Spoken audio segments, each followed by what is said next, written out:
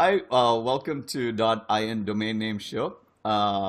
We have today with us Mahesh here.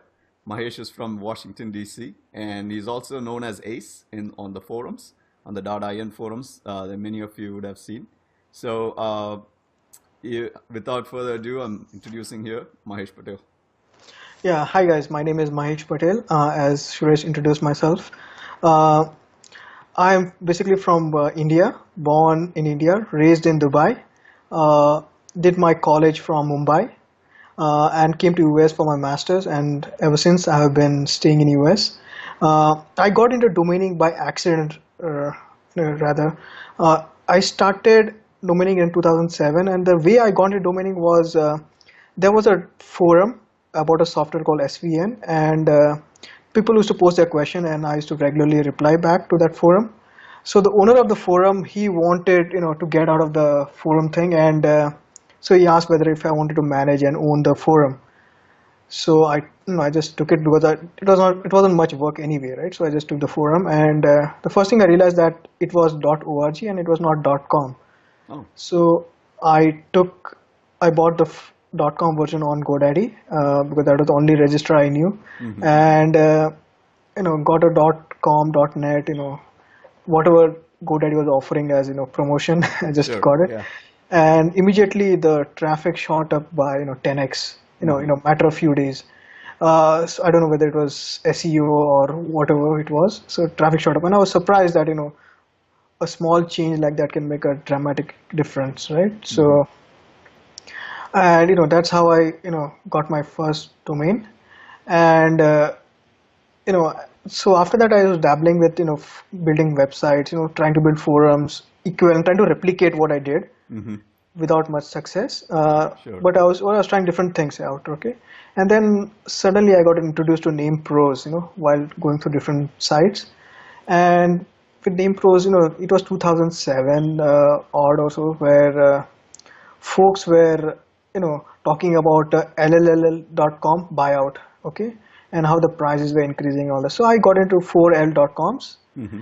and kind of and slowly I got into different portions of the site of name pros.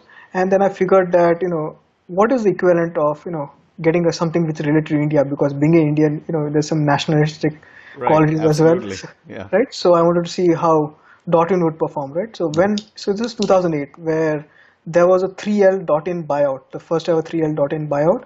So it was very difficult to get hold of 3L.ins, right? So I started to register drop domains, right? So, and that's how I got into .in space, right? And as time progressed, I accumulated lots of 3Ls. Three L's are basically three letters.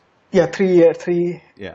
letters domains, Mm-hmm. right? And a few .3n.ins, Three and some numbers, right? yeah, and some keywords. So this is 2008, and till 2016 I was just accumulating domains, making few sales here and there, just so that I don't go in a negative in the financial column, Sure.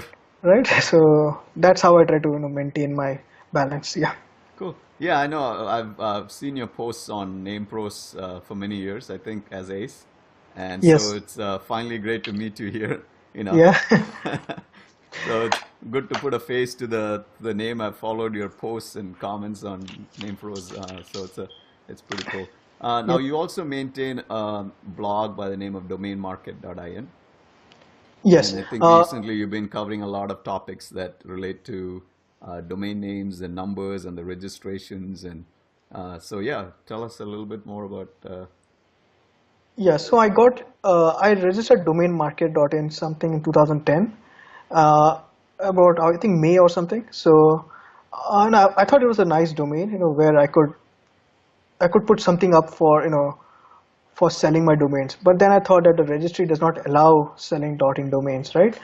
Uh, you know, in a good way. So what I thought was maybe I can set up a blog or something, right? So what I maintain on domainmarket.in are two things basically.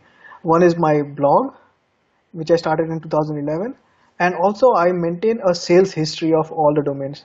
So when I started off, there wasn't name bio was there, DN prices was there, but it did have a lot of coverage of .in Dot domains. INs, yeah. Yeah.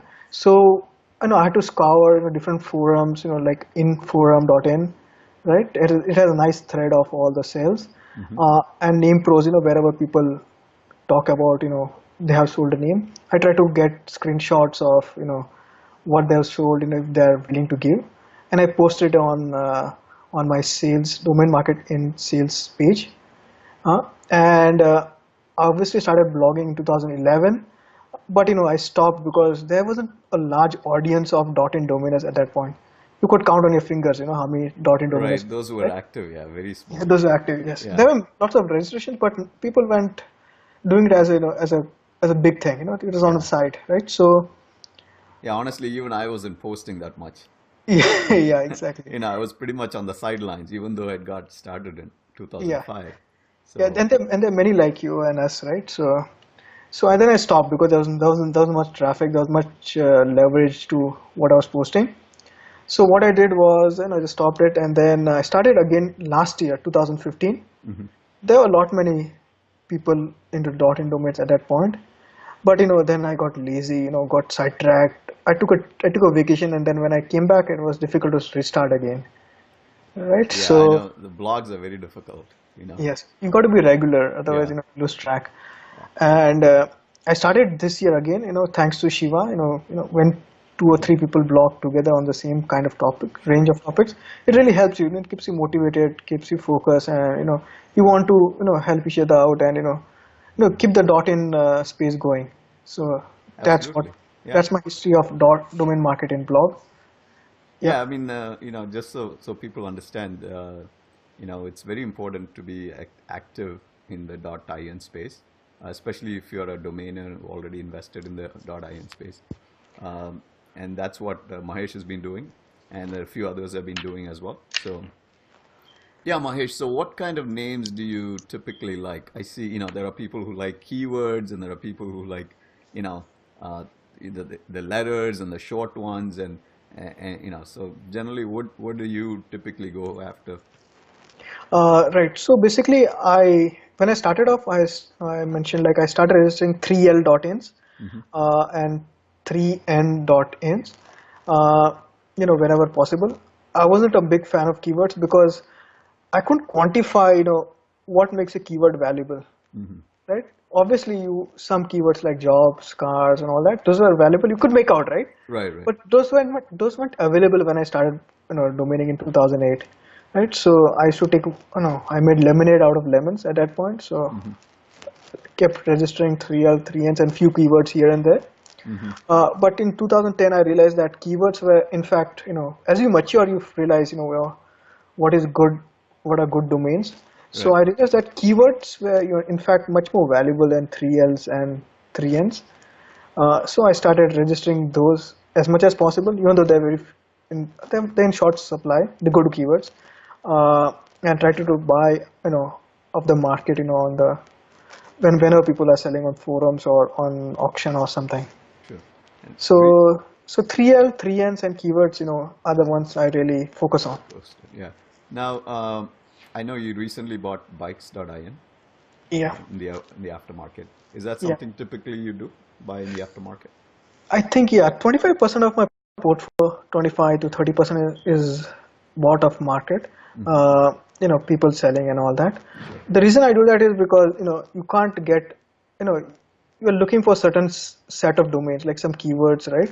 And it's not possible to hand register them all, right? And bikes, I thought it was a good acquisition. I have a plan for developing it. Hmm. That's the reason I took a big amount and bought it. I mean, bikes.in it's a really good name for the Indian market, Yep. and with such a huge, possibly used for motorcycles or just Bicycle. cycles. Yeah, Yeah, could be, or both. exactly. Exactly, yes. Both could come under bikes. So Yeah. it's a really nice name. I had used bikes as well, so it makes a good pair, bikes Sure. and used bikes. So. And, now going back to your blog, I know you did some analysis of different uh, 3Ls and the 4Ls, and you looked at some data. So is there something you care about the data from the 3Ls and 4Ls that specifically that people would be interested in? Sure. So I have, I do regular scans, who scans of 3Ls, 3Ns, and some keywords. I do that on regular basis every month or Hmm. so, and I keep a history of that. Just so that who knows it, right? The small files, Right. might as well keep them, right? And so I did some analysis. I did many analysis on that, right? So 3Ls, it had its first buyout in 2007, and then the buyout broke, and because people didn't have money, or it was just this hype at that point, right? Then 2010, 11, there was another buyout of 3L, Hmm. and then 2015, most recently, there was another 3L buyout, and it seems to be holding well, right? And one of the analysis I did was, Western premiums, right? Those who are not familiar with Western premiums are certain letters that you can check up on online or something. There are certain letters in a 3L domain which Hmm. constitute a Western premium, right? If you include the common letters like A, B, C, D, and all that, and exclude X, Y, Z, Q, and all that, Okay. they mostly constitute Western premiums. So, when 3L dropped, uh, they were caught immediately by many folks, right? Hmm. And they don't tend to drop multiple times. Whereas you have other domains which have X, Y, or thereof, they tend to drop a lot. So bad domain names with bad letters, they drop 6, 7 times over a course of 8 years, Oh, wow.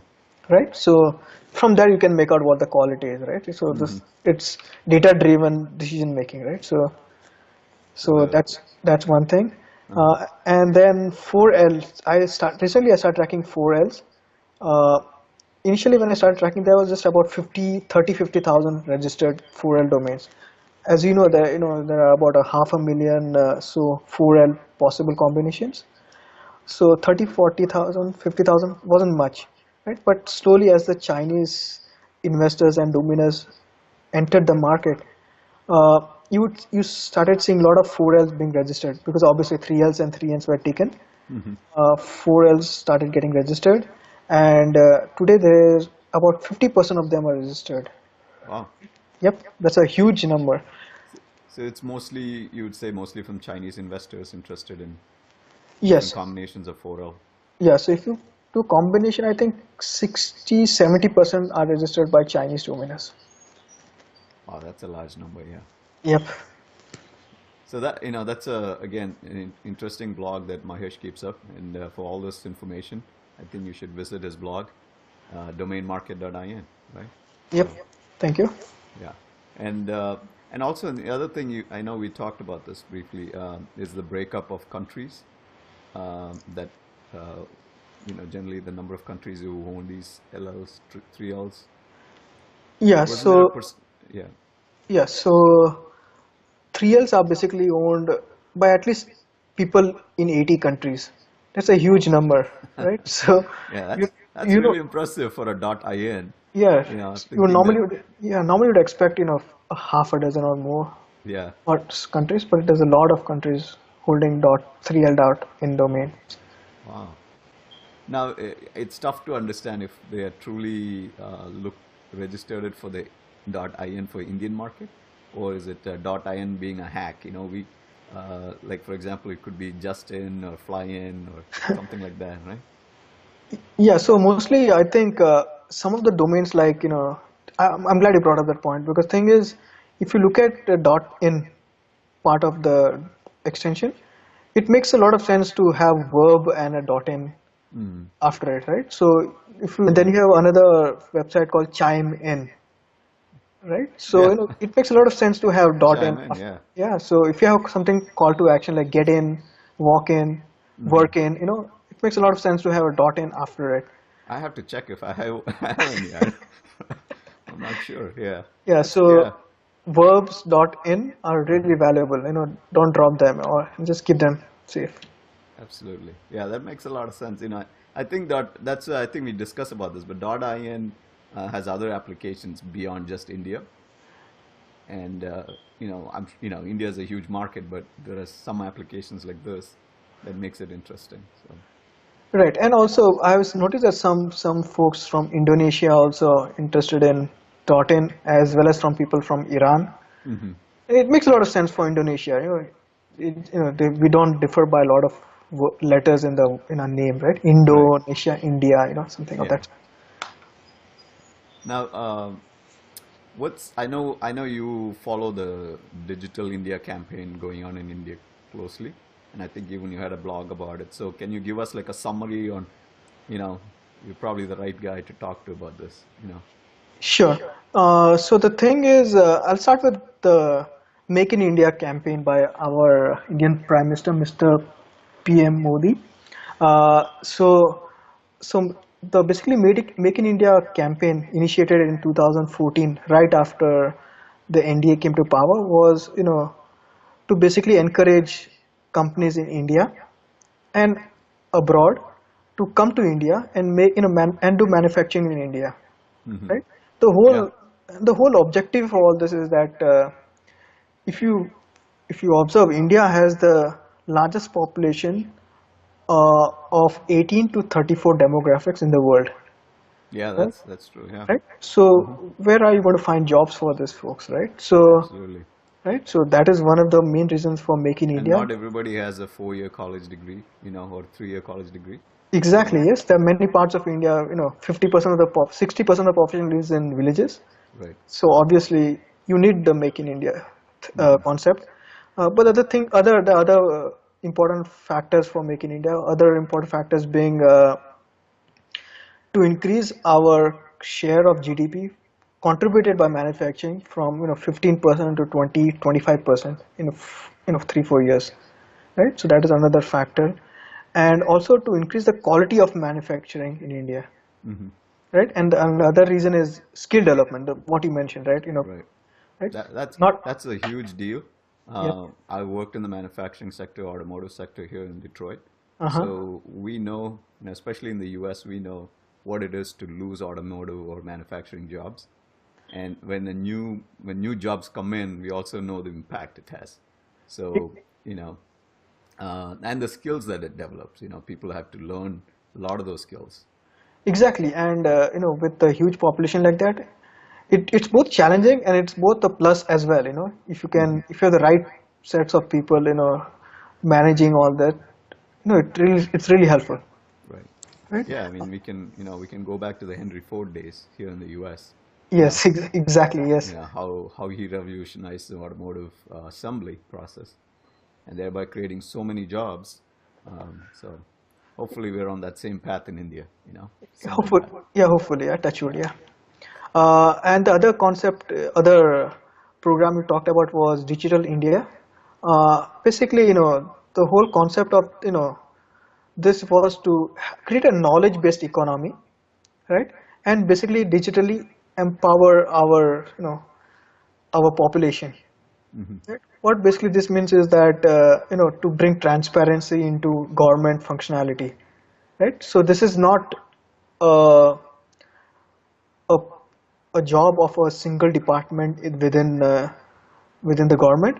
It's multi department kind of initiative, right? So that different sections of the government can make use of the digital India concept, right? One of the examples I was want to give was that you know as you know that 15 to 20% of Indian population villages do not have electricity even after 69, 70 years, right? Wow. Hmm. So one of the initiative of Mr. PM Modi was to make sure that everybody in India has access to electricity, right? And the way the way all this is done is through the tracking of all this is maintained on a website, so you can see the progress of which villages have been electrified and which villages have not been electrified, Okay. right? So all this, and then the other thing is other few things initiatives which are in this directions are digital locker, where you can hold your PAN card, all your passport, your mark sheets and all that degrees online on a government website, right? So Nice. this Nice. so this is few initiatives, and then there That is saves a lot of headache for people. Especially if you lose it. You know, exactly, yes. you're running behind the government to get the paperwork. Yeah. Yeah, so it's a multi-department kind of initiative.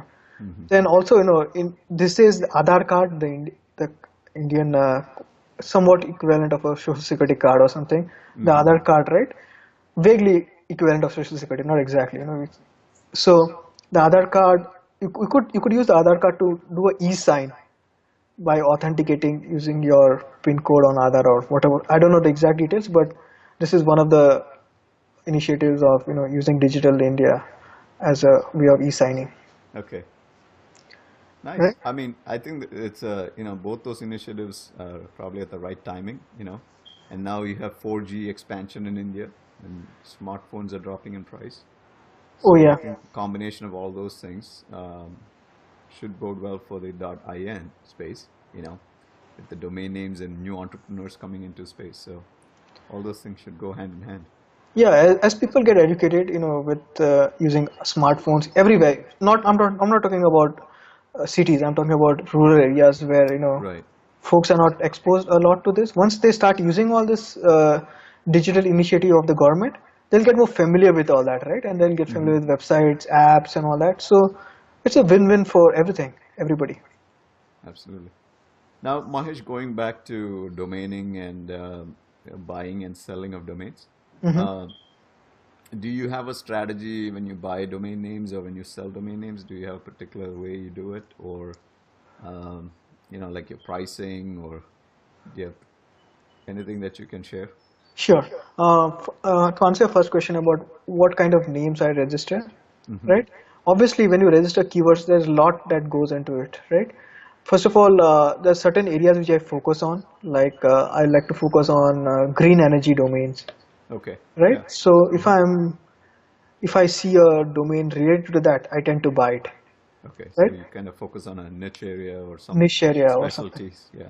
Exactly, right? So it's good to pick a niche and try to concentrate on that, right? And I try to get first names, last names of people, Hmm.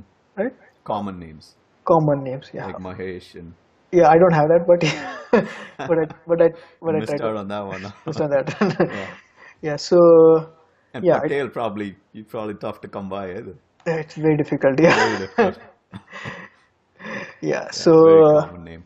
Yeah. yeah, you might have all the domains in the world, but you don't hide the one where you really need. So Yeah, yeah, yeah. so, but I tend to get first names, last names of people, uh, energy domains in terms of keywords. For 3Ls, I use a different strategy. I try to look at, three types of domains, whether it's pronounceable, which are CVC domains, which is Hmm. consonant, vowel, consonant. They Hmm. tend to be pronounceable. Then I tend to get domain names which are Western premium or Indian premium, right? Okay. The difference Now, between West, what exactly is yeah, the Indian? difference between Western and Indian premium is Indian premium is a superset of Western premium, right? So if you include the letter K and V to Okay. the Western premium, it becomes the Indian premium. The reason we tend to register this is because there are lots of names in India where K is not considered a bad word, or K or V. There are lots of names of people, lots of cities, lots of Hmm. lots of words with K and V, Sure. My right? dad's initial starts with K and V. Okay, yeah. So So there you go. I can relate to that. Yeah, so we tend to consider K and V as Indian premiums, right? So I tend to register a lot of 3Ls with either pronounceable, uh, Western or Indian premium, and Hmm. also if they are keywords, right? Like fix in, add in, Hmm. right? Bought in, right? So those are three-letter keyword domains which tend to be valuable. Right. It's not easy to get those, but whenever you get Sure. a chance, just take them. Um, do you have any special negotiation strategies, or do you generally, when somebody comes to buy your domain name, is there a way you deal with them, or? Yeah, so I know there are many factors which goes into, it's like a function, right? A mathematical function where you see who the buyer is, not a whole proportion of how much the buyer is, but you have to look at the buyer, Sure. Yeah. right? Yeah. I mean, Right? you have to. Right? A buyer, then you look at what your financial, whether you are going to meet your goal this year or not, right? In terms of Hmm. taxes. Then you also want to look at how valuable the domain is, right? That's the most important factor, how valuable the domain is. right? If you say 90% or 75% of the pricing is dependent on how valuable the domain is, Hmm. right? So these are a few factors which goes into that, and sometimes you have a price, say $10,000 for example, right? Uh, so suppose the buyer is not willing to go above 8,000, just for example, Hmm. right? You might as well sell the domain, whether rather than being rigid on it, right? So you might, because 2,000 is not a whole lot in the whole scheme of things, Hmm. right? And plus, when you sell the domain to somebody else, he definitely wants to start using it, Right. right? Yeah. Once he starts using it, it'll be like a advertisement for .in domains, right? Sure. So you might lose on 2,000 in the short term, but in long term, it's a gain for the whole market. What's your take on publicizing sales? For example, one of the issues we're having in the .in space is not enough sales are being publicized. But do you have an approach? Yeah, so I try to, so as you know, I maintain the sales page of on domainmarket.in. Hmm. I want to publish as many sales as possible, which I have Right. made. But obviously, you have to respect the buyer. So I ask the buyer if I can reveal the sale, of the Hmm. domain, right? And if they're okay with it, I would love to put it there. But if they say no, or if they're not comfortable, I would rather not put it there, just for the respect for the buyer. Sure. Yeah, and I think some people also they follow a similar strategy in what I tend to do. Yeah, I think that's a pretty sensible strategy. Check with the buyer, um, and see if they're okay with it.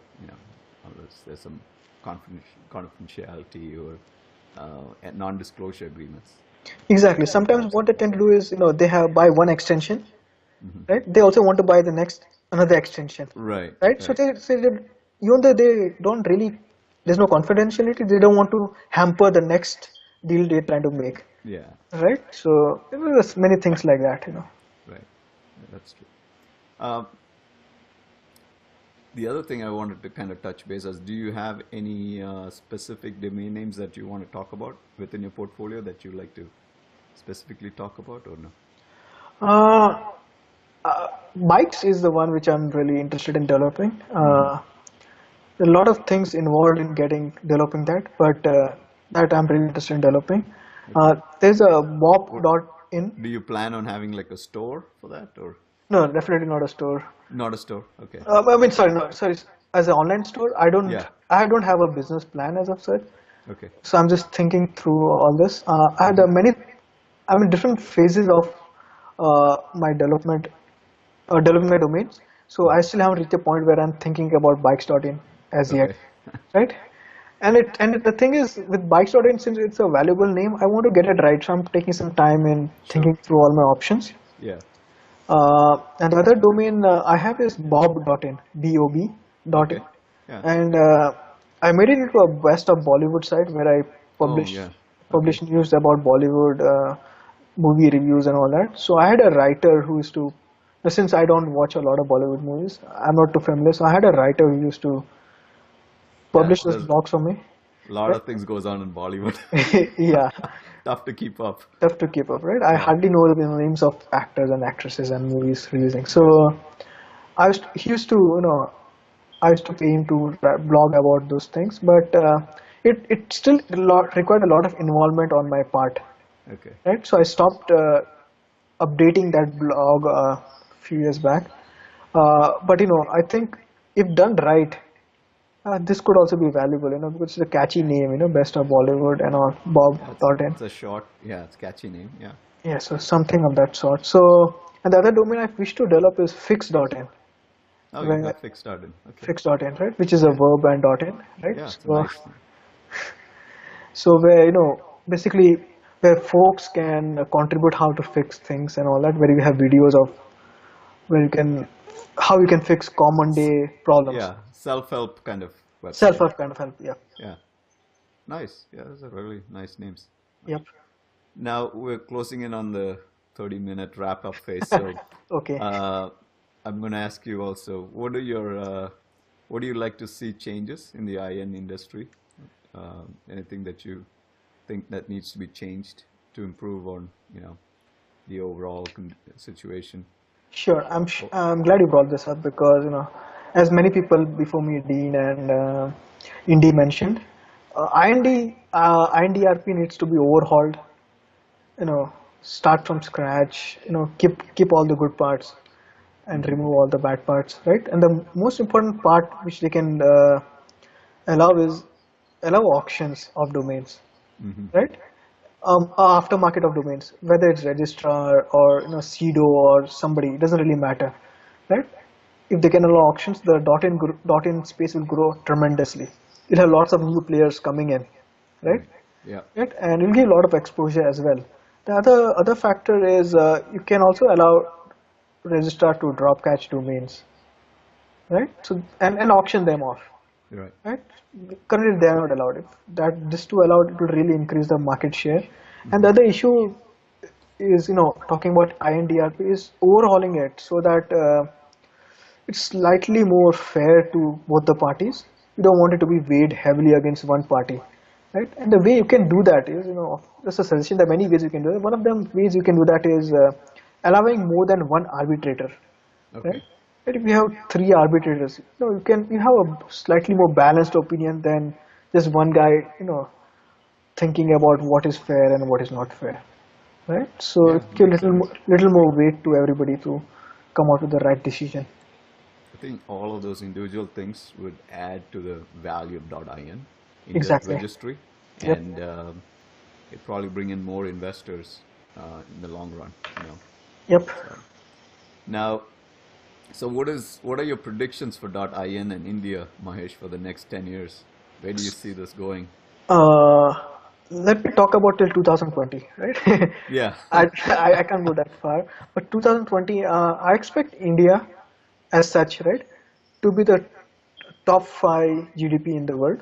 Right. Right? Yeah. It's currently seventh or eighth, but I expect India to hop over France, England, and Hmm. close in on Germany. Right. Right? Yeah. Hmm. Obviously, the first is US, China, uh, Japan, Japan in there. Yeah. Germany, and probably we can reach the fifth spot. Hmm. Right? So this is my hope within the next 5 years. Right? And with that, whenever the GDP increases, right, when the GDP grows, you will see a value in the .in domains automatically, Yeah. right? I mean, For us, yeah. yeah. So all this growth, with the .in space at about 2.1 million domains registered, is Hmm. without a lot of help from Nixie. Although they have started a campaign right now, Hmm. uh, without a lot of help from Nixie, right? So once they start helping the .in domain grow, you'll see about 5-10 million by the end of 2020, right? Yeah. I mean, right now it's at 2.1 million. Yep, So, yeah, I think we can expect a good amount of growth coming in. right. And just my, looking through the hourglass, probably 2017-18 is probably when .in will, really show its real value, where, we have a lot of high price sales and see the price increase go over the roof. People will start buying Bugattis. Yeah, I think people need to equate it to, I think as e-commerce picks up in India, you know, Right, more retailers have shops, online stores, all those things will help, you know. right. So, yeah, it's great. Mahesh, nice talking to you. Uh, And before we finish up, I know we chatted before about marathon. Are you preparing for a marathon? yes, I am preparing for half a marathon. Wow, yeah, that's Right. impressive, man. Yep. And Because and I can barely run a 5K, you know. no, so when you stop running, you tend to lose all your stamina.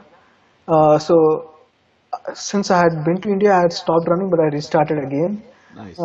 So yeah, it's a little bit difficult picking up from where you left off, but Hmm. it's easier than the first time, Sure. right? Good. And sure, thanks for having me here. It was great to be here. And go Auburn Tigers, right? No, go Knowles.